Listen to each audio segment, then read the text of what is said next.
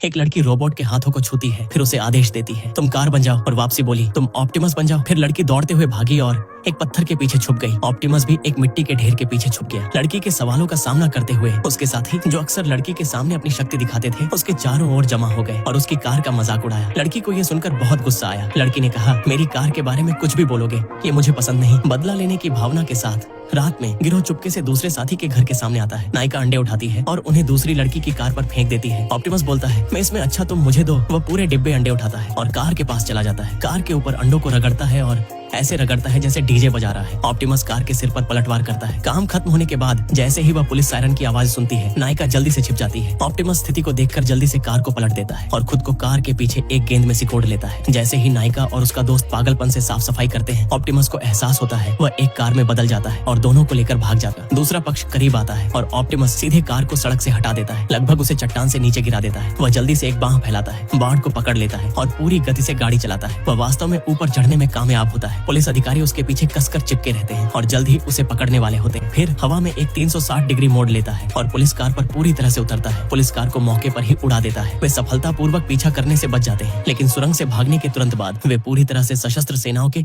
एक समूह का सामना करते हैं। मैंने बस एक नंबर कॉपी किया था, सेना को क्यों बुलाया गया। जैसे ही दोनों कार से बाहर निकलते हैं, आसपास के सैनिक उन पर टूट पड़ते हैं। ऑप्टिमस देखता है कि उसका दोस्त संकट में है और नायिका की शिक्षाओं की परवाह किए बिना फिर वह एक और कूद लेता है और नायिका को पकड़कर शरीर से भाग जाता है। लेकिन असली खतरा आने वाला है। सामने से आने वाले ऑप्टिमस के दुश्मन हैं। वे ऑप्टिमस से ज्यादा तेज लगते हैं। लड़की प्रार्थना करती है कि दूसरा पक्ष अच्छा होगा, लेकिन दूसरा पक्ष कोई परवाह नहीं करता है। नायिका को पकड़ता है और भाग जाता है। ऑप्टिमस जल्दी से बदल जाता है और एक धमाके के साथ, शुक्र है कि ऑप्टिमस की सुरक्षा थी, लेकिन विस्फोट की लहर ने अभी भी लड़की को बाहर फेंक दिया। दो छोटे बदमाश आगे आते हैं और ऑप्टिमस के बड़े मुंह पर एक एक करके काटते हैं, उसे नीचे खींचते हैं। वे सीधे ऑप्टिमस से बात करते हैं। इस बार ऑप्टिमस भी थोड़ी मदद के लिए सोचता है। ये सिर्फ एक सुपर विशाल ग्रे फीमेल है जो ऑप्टिमस के दोपहर के भोजन के लिए स्क्रू चेन बनाती है। जैसे ही लड़की ऑप्टिमस के पास दौड़ती है, ऑप्टिमस को बिजली का झटका लगता है। पता चला कि पीछे की सेना पहले ही यहाँ घात लगाए बैठी थी। ऑप्टिमस हिंसक रूप से हिलना शुरू कर देता है। लड़की ऑप्टिमस को बचाने के लिए आगे बढ़ना चाहती है, लेकिन तेज बिजली का झटका दोनों को बेहोश कर देता है। जब ऑप्टिमस फिर से उठता है तो वह पाता है कि उसे दूसरे रोबोट द्वारा कार्यालय में लटका दिया गया है। हांगबा हु ऑप्टिमस को धमकाता है, उससे पूछता है कि उसका प्रभारी ऑप्टिमस प्राइम कहाँ है। ऑप्टिमस अपने टीम के साथियों को धोखा देना नहीं चाहता है। लैन बाहु ऑप्टिमस को बिल्कुल नहीं पहचानता है। वह अपनी पूरी ताकत लगाता है। ऑप्टिमस जॉन फेंग टीम को उजागर करता है और सीधे ऑप्टिमस को गर्मजोशी से जमीन पर दबा देता है। अंत में लैन बाहु को पता चलता है कि ऑप्टिमस पहले से ही